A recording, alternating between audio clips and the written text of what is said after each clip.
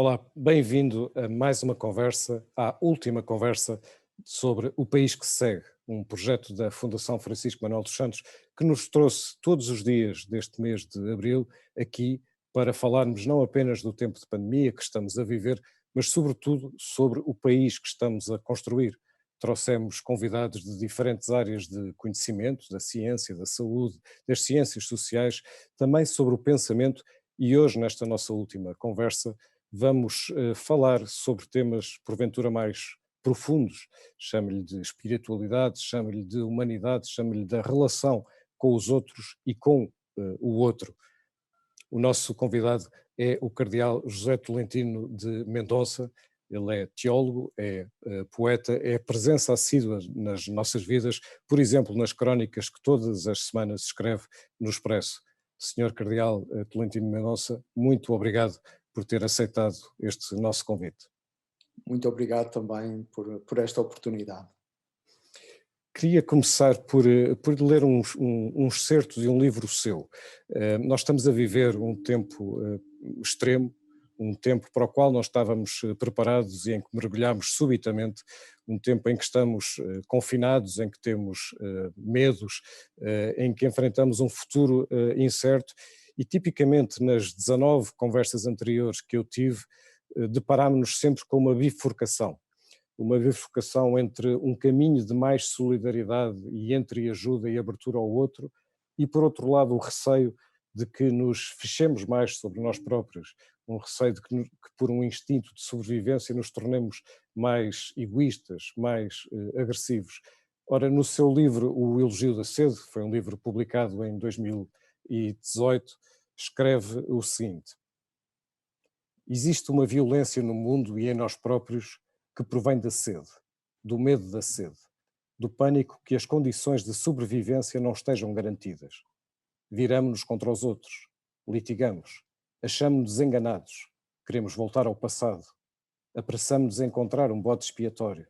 A sede destapa uma agressividade que nos surpreende, mas que, se formos honestos, está algures dentro de nós. A dor da nossa sede é a dor da vulnerabilidade extrema, quando os limites nos esmagam. Como é que nós, neste pêndulo em que estamos a viver, que tanto oscila entre o melhor e o pior de nós, ou entre a possibilidade do melhor de nós e o pior de nós, o que é que pode fazer pender esse pêndulo entre estes dois extremos num momento de limites como este? Uma coisa muito positiva que esta crise, esta situação terrível de emergência mostrou foi a paixão que os seres humanos têm pela vida. Porque no meio da impreparação geral, nós encontramos-nos a garantir, a tentar garantir as condições mínimas de sobrevivência e a colocar a vida acima de outras coisas, como por exemplo a economia, como por exemplo os nossos estilos habituais de vida. Nós decidimos colocar a vida em primeiro lugar. E isso é um mérito enorme. Quer dizer, tem de ter havido uma história muito longa de civilização, de espiritualidade, de cultura, de amor, de solidariedade entre os seres humanos, para, num determinado momento histórico, a vida poder ser catapultada à prioridade número um. Isto, para nós, é uma lição muito grande. É evidente, este é o momento eh, que não podemos interromper, porque o tempo continua e será necessário que a vida possa ser possibilitada e não há vida possível, digamos, sem aquilo que nós chamamos de normalidade, sem as possibilidades reais de existir fora do seu pequeno mundo. E isso é alguma coisa que progressivamente nós vamos voltar. E aí é importante que as condições também de vida, que esta prioridade dada à vida, possa depois ser transportada para aquilo que vamos construir como sociedades. Eu penso que se isso acontecer, a catástrofe não piorará o mundo, mas será uma espécie de patamar e de oportunidade para um relançamento do nosso estar no mundo. Escrevia também, mas agora no Expresso, há 2 semanas, escrevia o seguinte: o processo gerado pelo vírus acelerará apenas as assimetrias e os egoísmos do velho mundo, ou motivou-nos a compreender que estamos no mesmo barco e que só há futuro na cooperação e na implementação de outros modelos de existência coletiva? Esta pergunta que fazia no Expresso é uma pergunta, lá está, perante a tal bifurcação. E pelo que percebo da sua resposta anterior, está otimista, tem esperança na resposta melhor. Eu lembro-me do discurso do Papa naquela sexta-feira na Praça Vazia de São Pedro, em que uma das coisas fortes que ele disse foi exatamente isso: estamos todos no mesmo barco. E se podemos até dizer, não estamos todos no mesmo barco, porque apesar das dificuldades há sempre uns mais iguais do que outros. A verdade é que estamos debaixo da mesma tempestade. E esta nova consciência de que esta pandemia também nos traz, de que estamos todos juntos na Terra, experimentando a vulnerabilidade, uh, alimentando dentro de nós os sonhos, que acabam por ser, no fundo, muito semelhantes, isso com certeza será uma força. Eu penso que é necessário transformar esta fraqueza numa força. É claro que não é automático, mas é possível. Como, aliás, a teoria das catástrofes, os sociólogos que estudam a reconstrução das sociedades depois de um ciclone, por exemplo, ou depois de um sismo, o que se nota é sempre uma força positiva, um desejo de renascer, no fundo de procurar melhores critérios, melhores formas para a vida, e penso que isso agora pode acontecer. Uma sondagem que foi realizada em Itália e sobre a qual também escreveu no mês passado, e eu recordo que está em Roma neste momento em que estamos a falar, essa sondagem mostrava também outro tipo de questionamento, que era um questionamento entre a nossa relação com os outros e a nossa relação connosco próprios. Na altura, o resultado dessa sondagem mostrava entre quem respondia, quem defendia, aliás, que este é um tempo propício para sermos mais humanos e solidários, mas por outro lado, quem também afirmava que a pandemia provoca com intensidade que nos coloquemos a questão sobre o sentido da vida. Ou seja, lá está, esta relação com os outros e a relação connosco próprios, elas são separáveis? Este é um momento muito especial, porque nós podemos olhar para a vida no seu dramatismo. Habitualmente não vemos com esta intensidade, mas neste momento vemos. Vemos o jogo da vida acontecer naquilo que o João Guimarães Rosa dizia: viver é perigoso. E essa perigosidade nós tateamos. E vem-me à cabeça duas imagens. Por um lado, os médicos e enfermeiros nos hospitais, na linha da frente, arriscando a sua própria vida para cuidar dos outros. E esse é um exemplo, é um testemunho de dádiva que traz uma energia à própria sociedade. Quer dizer, nós não só aplaudimos os médicos e enfermeiros das nossas varandas, nós sentimos que eles são um modelo, que defender a vida e realizarmos-nos como seres humanos passa, em momentos extremos, por ser capaz de fazer o mesmo. E outra percepção que me vem é aquela do tipo de perguntas que eu tenho escutado, tenho lido, tenho ouvido durante este tempo, e o que eu sinto é que a qualidade das nossas perguntas alterou-se. Eh, Hoje nós fazemos perguntas muito mais sérias, perguntas acerca do sentido da vida, daquilo que é importante, daquilo que deve ser relativizado, das prioridades. E penso que essas perguntas, que não são apenas as do imediato, mas são as grandes perguntas: porque é que nós vivemos, que sentido é que a vida faz, o que é que queremos do mundo. Eu penso que é importante dar lugar a essas perguntas, que muitas vezes são perguntas silenciadas, porque é a partir delas que nós podemos sondar novas possibilidades para o presente. Uma das consequências imediatas que a pandemia trouxe foi o que chamamos confinamento, o estarmos fechados em casa. Ora, a sociedade, aos poucos e gradualmente, parece estar a reabrir-se e o próprio Estado e as políticas estão a apontar nesse sentido. Mas também apontam noutro sentido, que é a manutenção deste confinamento durante possivelmente largos meses, talvez um ano, para os mais velhos, para quem tem mais de 60 anos, pela sua maior vulnerabilidade ao vírus. Esta espécie de exílio prolongado durante tanto tempo, isto é sequer concebível humanamente? Nós temos de pensar essas questões muito bem, porque o grau de resistência do ser humano à solidão, eh, a solidão queima-nos. E o grau de disposição à solidão tem de ser muito bem acompanhado, porque de outra forma acaba por ser uma força de morte. Eu penso que não é imaginável nós pensarmos que as pessoas com mais de 65 anos vão ficar num isolamento total. Nós teremos de encontrar outras formas para transformar as paredes, para transformar os muros em possibilidades de encontro, de relação, porque, no fundo, a pandemia, por um lado, traz coisas novas, mas, por outro lado, é um acelerador. eh, dá-nos a ver, agora nós conseguimos ver elementos da nossa própria sociedade que já estavam dentro dela e que antes nós não nos dávamos conta.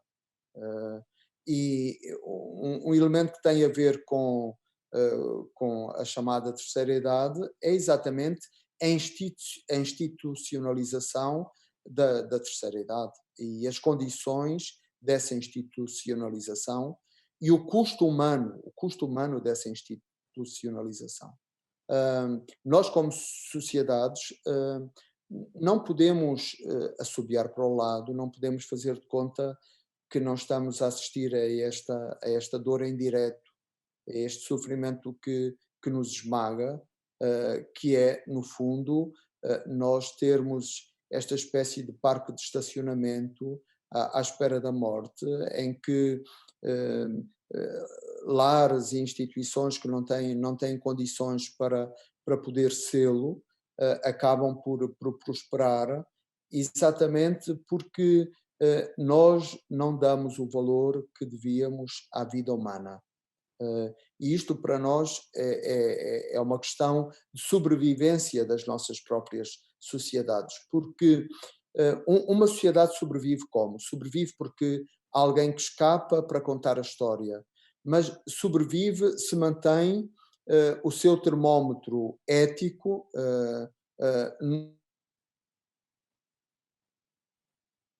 sair da crise a qualquer preço.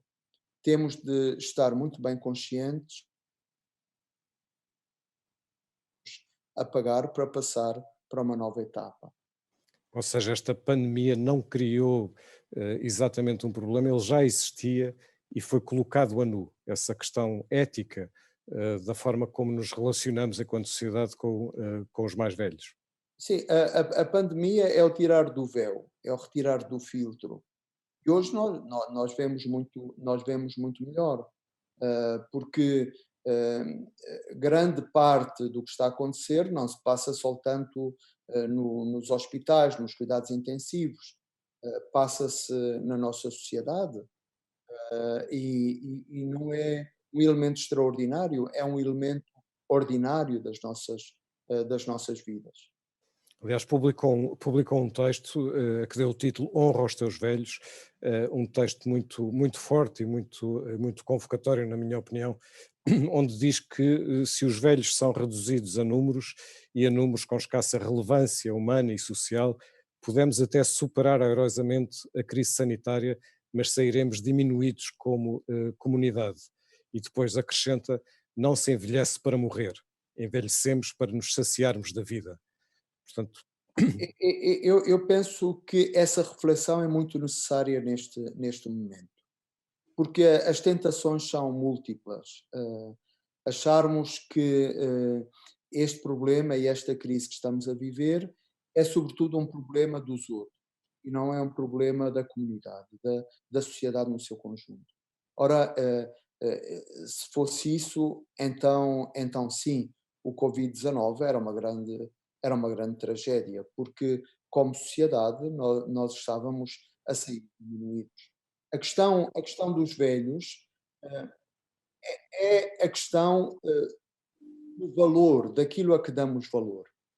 Porque as nossas sociedades têm de se interrogar o que é que valoriza mais, qual é o modelo da nossa felicidade, qual é a finalidade das nossas vidas, e se a felicidade passa pela exclusão, por poder aceitar a exclusão social, podemos chamar-lhe a exclusão sanitária, de uma faixa tão grande da população, que em Portugal é aproximadamente um quarto da nossa população. eh, Se estamos dispostos a isso, então quer dizer que estamos muito mais doentes do que aquilo que pensamos. Precisamente quando falamos dos mais velhos, parece que estamos às vezes a falar de um subgrupo, como se fosse um suplemento e não um complemento daqueles que somos, como se estivéssemos a falar do eles e não de nós. Mas depois, enfim, na vida, nas nossas vidas, estamos a falar dos nossos pais, estamos a falar dos nossos avós, ou seja, não são apenas questões de, por exemplo, políticas públicas, que claro que são muito importantes, mas estamos a falar também do papel de cada um de nós e da forma como lidamos uns com os outros e com os nossos. Estamos a falar das nossas raízes e do nosso prolongamento. Ah, Estamos a falar do que vem antes de nós, do dom que nos gerou, e estamos a falar daquilo que é também o nosso destino, porque nós também somos ah, temos essa expectativa de chegar a uma velhice e saciar o nosso coração de dias. Eu penso que é muito importante agarrarmos esta oportunidade. Também, onde há um problema, há uma oportunidade. E agarrarmos esta oportunidade para fazer uma reflexão sobre o que significa a terceira idade. No fundo, até sobre o contributo económico que muitas vezes é ocultado, que a terceira idade continua a dar. Que hoje, num Portugal, apesar de tudo, um país pobre, se não fossem os avós, a geração dos avós, eh, eh, há uma geração jovem de filhos e de netos que não conseguiria gerir a sua vida, seja para poder cuidar dos filhos, seja mesmo para uma ajuda económica, da habitação, eh, isto em termos materiais, mas em termos existenciais, eh, o, eh, o, os idosos são uma reserva eh, inexaurível de amor, de memória, de conhecimento, de sabedoria, de emoções, de vida, e simplesmente deixar de contar com isso ou não valorizar essas dimensões da vida é vivermos em perda, é vivermos à superfície. Eh, há que imaginar, porque esta hora é também um grande desafio para a imaginação. Nós precisamos de imaginar modelos diferentes, modelos de maior acolhimento. Possivelmente as famílias podem ser mais ajudadas e manter no agregado familiar as pessoas idosas, encontrar outras soluções. Eu penso que esta é uma hora para arriscar novos modelos e não simplesmente cruzarmos os braços ou nos vergarmos perante aquilo que parece ser uma fatalidade, mas que é uma fatalidade não apenas para os idosos, mas é uma fatalidade para todos nós. Nós sabemos que a solidão é imensa e intensa entre os mais velhos em Portugal e, portanto, isto não é uma questão obviamente social, mas também é uma questão que tem a ver com a relação dentro das próprias famílias. Quando é que nós deixamos de ligar aos mais velhos? Foi quando nos deixamos de ligar uns aos outros? Nós deixamos de ligar aos mais velhos quando desligamos o valor que eles têm.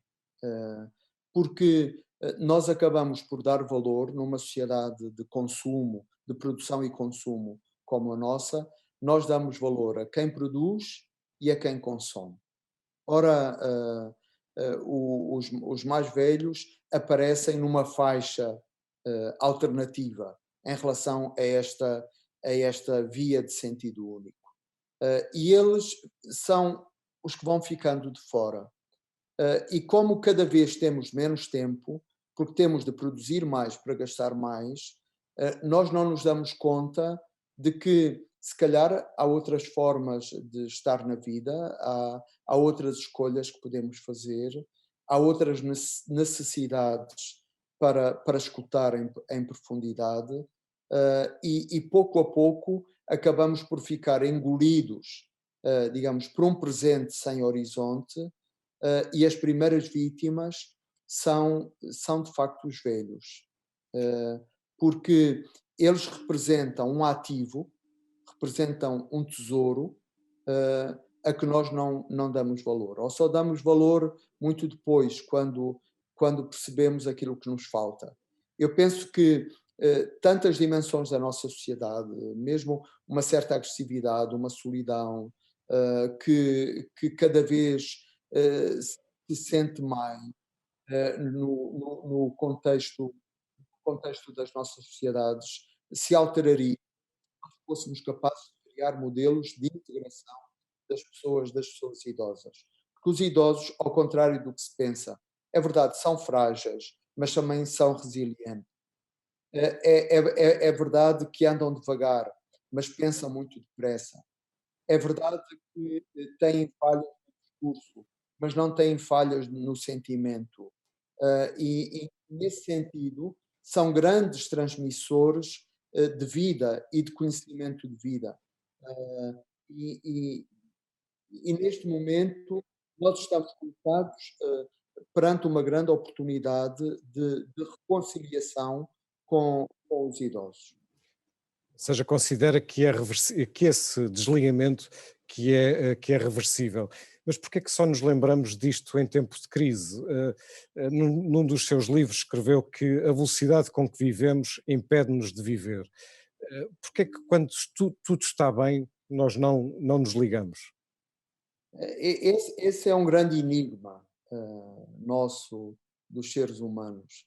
Já a Bíblia, por exemplo, diz que o sofrimento eh, traz-nos conhecimento, traz-nos ensinamento.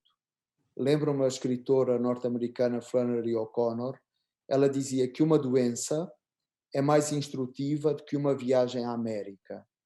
Eh, Nós, seres humanos, há dimensões do conhecimento interior a que só chegamos através do sofrimento. É um mistério, é um enigma, mas é assim, porque no fundo é quando nos reconciliamos com a nossa própria fragilidade que nós aprofundamos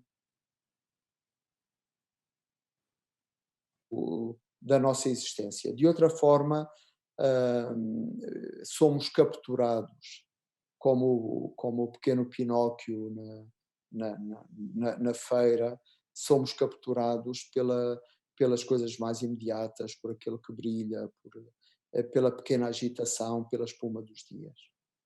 Eu esta semana li uma reportagem num jornal, no Público, feita em Lares, que tinha um título muito, enfim, um título muito triste. O título era mais ou menos o seguinte: muitos velhos estão a desistir de viver.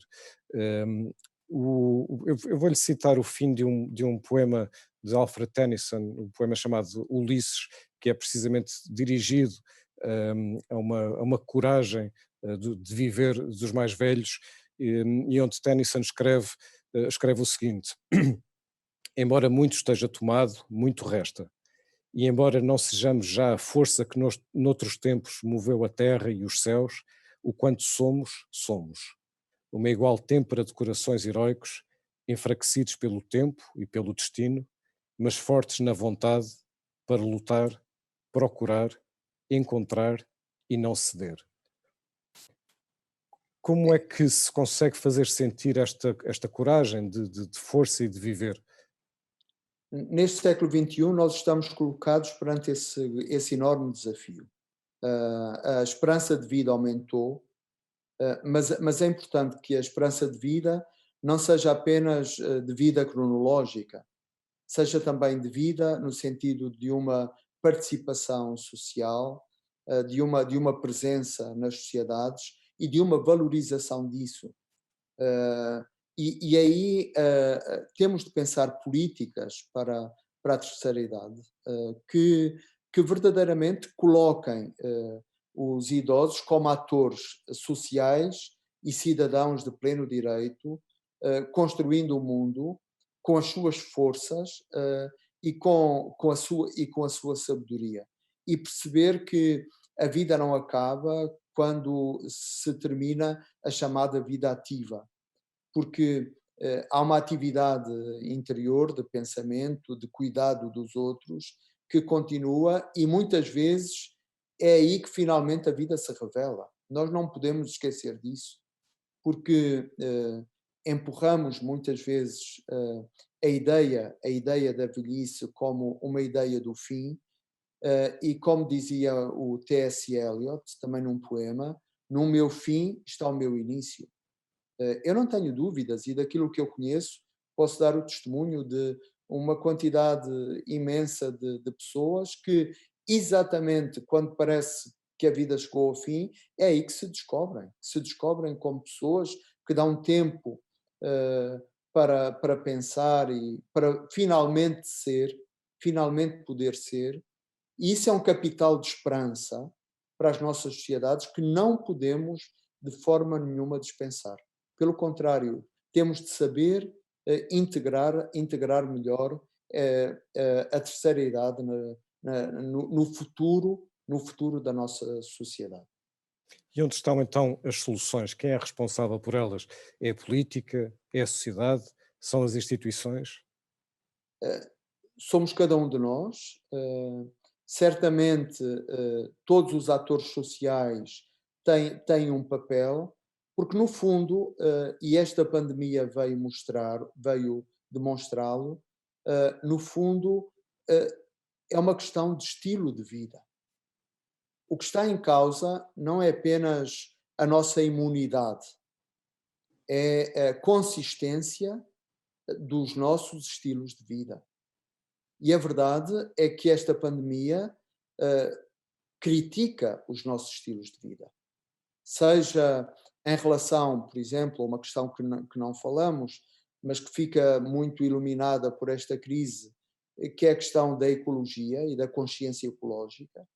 Nós precisamos de um outro olhar para o mundo em que estamos colocados e não exercendo mais o papel do dominador, daqueles que têm direito a tudo, mas percebendo que há um equilíbrio num ecossistema que é a garantia de que a vida pode existir. E então há aí muitas mudanças a acontecer, mas também na ecologia humana, porque a ecologia não é apenas uma bandeira verde. A ecologia, como diz o Papa na encíclica Laudato Si, é a ecologia integral. E o grito da terra é o grito da pessoa humana e é o grito dos pobres, é o grito dos mais vulneráveis. E nós precisamos de uma nova ecologia, de uma nova ecologia. E isso passa claramente por todos nos sentirmos responsáveis, porque cada um de nós tem muito poder. Cada um de nós não pode abdicar do seu papel. E pedirmos àqueles que nos representam nas diversas instituições da vida comum que possam realmente ativar uma reflexão necessária para este tempo, porque não pode ser apenas um regresso ao mundo que nós deixamos, porque esse mundo já não existe. É uma ilusão nós pensarmos que vamos voltar ao mesmo mundo.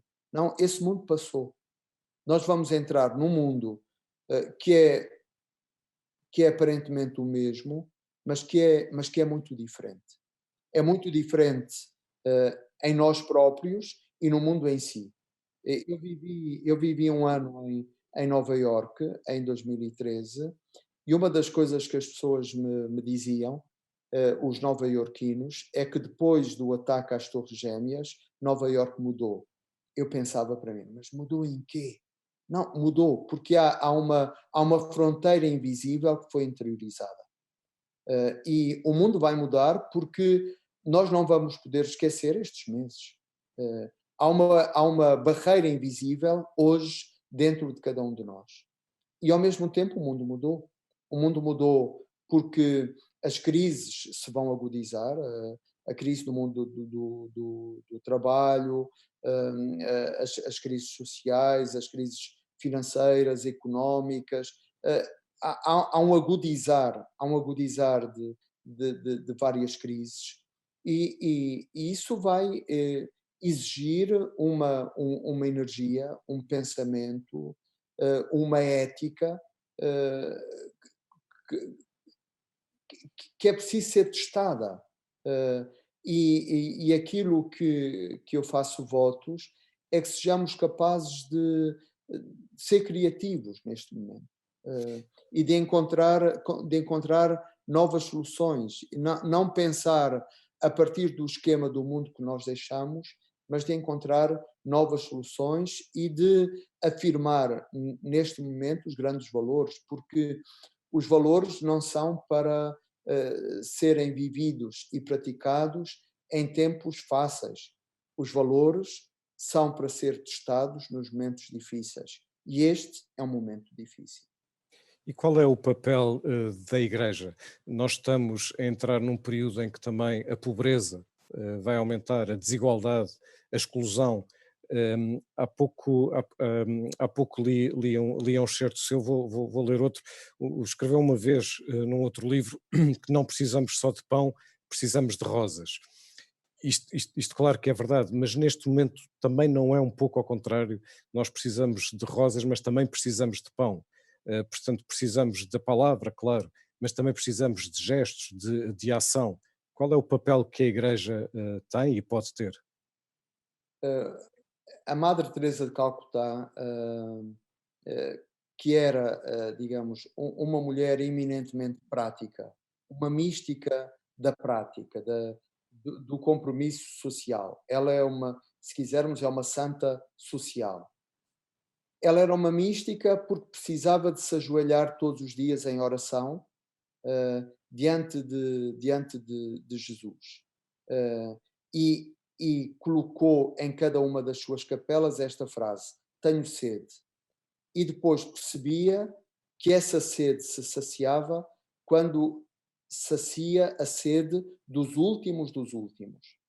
Eh, e este é sempre o papel da Igreja. Por um lado, a Igreja precisa alimentar-se e alimentar esta dimensão espiritual do ser humano, que não é um ou, não é ou alimentamos a dimensão espiritual e contemplativa ou tornamos-nos eh, um catolicismo social. Não.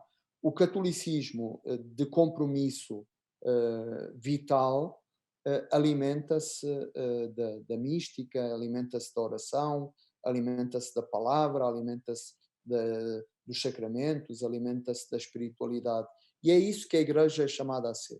Eu vivo muito, muito próximo da Praça de São Pedro, e onde há um refeitório social, um dos poucos desta dimensão que não fechou aqui no centro de Roma, e todos os dias vejo a romaria das pessoas, mulheres e homens de todas as idades, imigrantes e não só, que vêm buscar alimento a este lugar.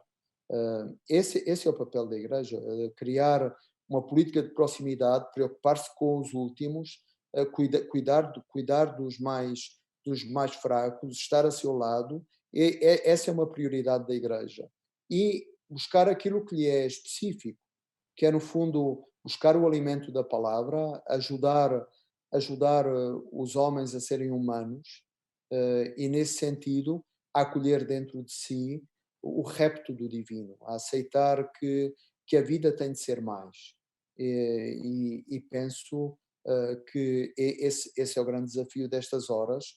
É um desafio que, digamos, não está ganho à partida, é um desafio que tem de ser mobilizador e, de facto, há muito para fazer. Tenho acompanhado, mesmo aqui de perto, a palavra do Papa Francisco, e é de um realismo muito grande, no sentido de nos ajudar a perceber que o mundo que vai nascer numa grande convulsão, vai nascer num grande sofrimento, e que nós temos de encontrar formas de ir ao encontro desse sofrimento, e de construir um mundo ou formas de mundo que sejam justas, que sejam mais fraternas, que transportem uma maior equidade, e isso passa por dar pão a quem tem fome, por vestir quem está nu, por dar água a quem tem sede, e tudo o que essa linguagem parabólica integra. Há uma questão latente, mas muito profunda, que é a questão do luto. Deixe-me ser um bocadinho bruto. Morrem em média em Portugal 300, quase 300 pessoas por dia. Estamos a falar de 300 famílias e universos de relações que neste momento estão privadas, brutalmente privadas, de cumprir os seus rituais, sejam eles litúrgicos ou não.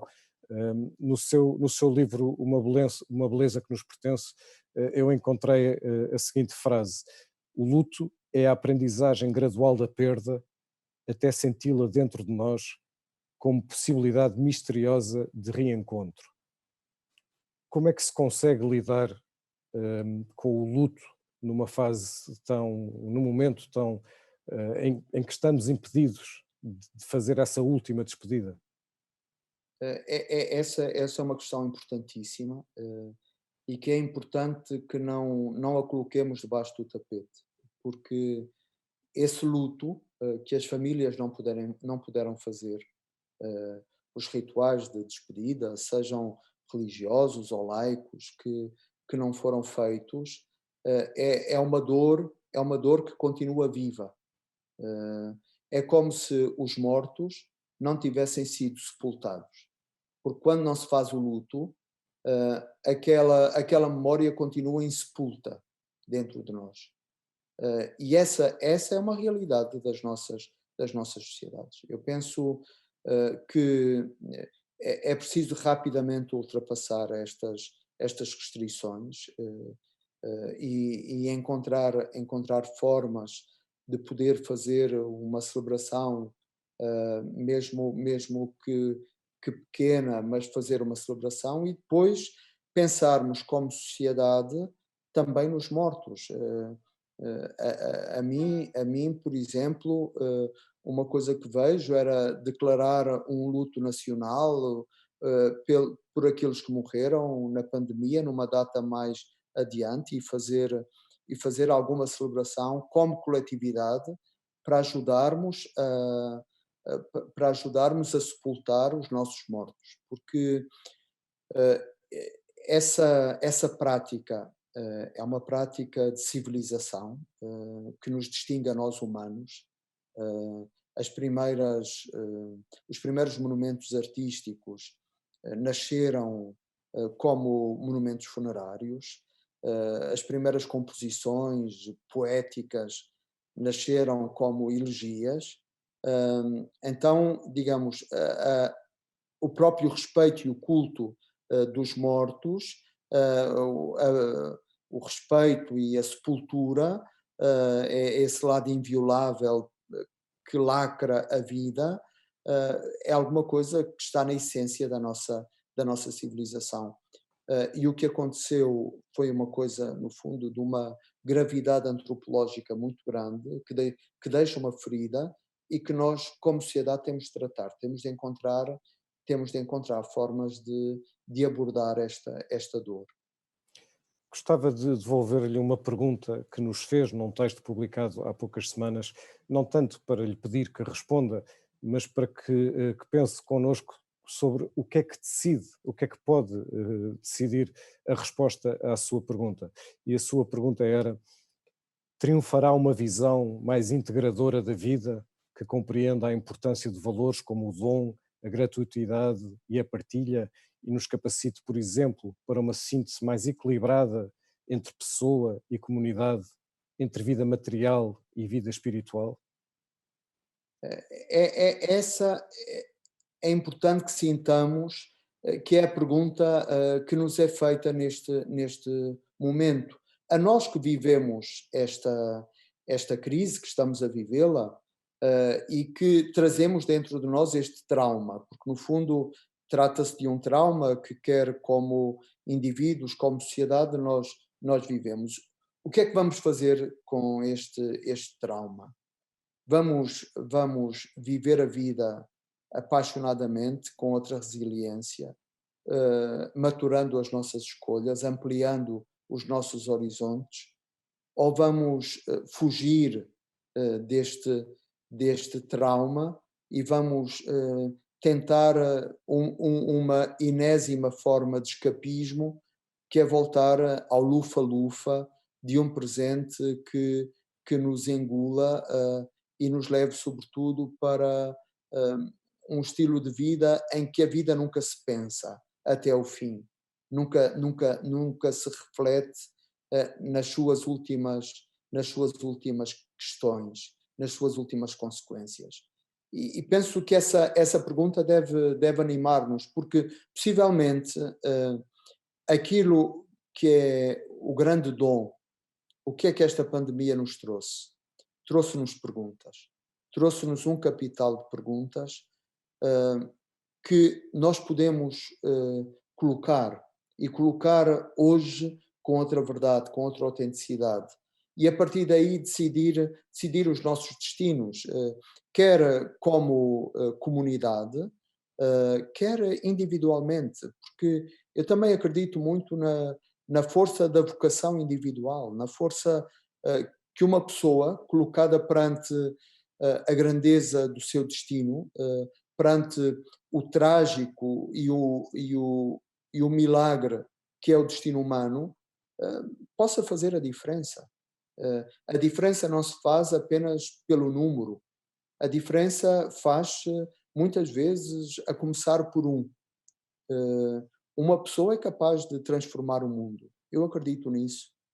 Vejo, por exemplo, na minha praça, onde há uma mulher idosa que dorme na rua e há uma anónima que vem todos os dias, diariamente, cuidar desta mulher. E aquela mulher transforma a praça, humaniza esta praça. E penso que todos nós podemos, com pequenas ações, transformar o mundo de uma forma que nós nem temos a percepção. Sr. Cardel, eu terminei todas as conversas que tive ao longo do último mês fazendo sempre a mesma pergunta à pessoa com quem falava, e hoje vou-lhe fazer também assim. Esta pandemia também convocou coisas em cada um de nós, também nos colocou perante uma nova possibilidade de aprendizagem, de coisas que mudam dentro de nós. É também o seu caso? E de que maneira? E de que maneira? Ah, a imagem que me vem ao pensamento, a primeira imagem é de facto a do Papa, sozinho à chuva, na Praça de São Pedro, que ele quis vazia, quis estar ali a dialogar com o vazio. Ah, e, e isso é um grande ensinamento, é uma daquelas imagens que nós não nos vamos esquecer, porque naquele momento ele humanizou o vazio, e tornou o vazio matéria de um diálogo maior, de um diálogo que não acaba apenas na fronteira do visível. E essa ligação com as igrejas fechadas, o vazio das igrejas, uh, é um património. Nós não podemos fazer de conta que o vazio se vai embora quando as igrejas se voltarem a encher. Não, aquele vazio já não se vai embora. E nós temos de trabalhar aquele vazio. Isso foi uma coisa que eu aprendi. Cardeal José Tolentino Mendonça, muito, muito obrigado pela sua presença nesta nossa conversa. Obrigado. E quero agradecer também, em meu nome e em nome da Fundação Francisco Manuel dos Santos, às dezenas de milhares de pessoas que ao longo do último mês nos acompanharam neste projeto. Quero agradecer-lhe a si, que esteve aí, que está aqui, neste momento em que estamos a viver. Só a informação permite combater o medo, só o pensamento e a abertura ao outro permite que construamos uma sociedade melhor. Só a ligação, só o contacto, só o amor ao conhecimento, ou o amor ao próximo, o amor ao outro, nos permite decidirmos por um país que estamos a construir, para que sejamos o povo que somos, para que construamos a sociedade que queremos e para que construamos, portanto, este país que se segue. Nós seremos o país que se segue, nós faremos e fazemos o país que se segue. Muito obrigado.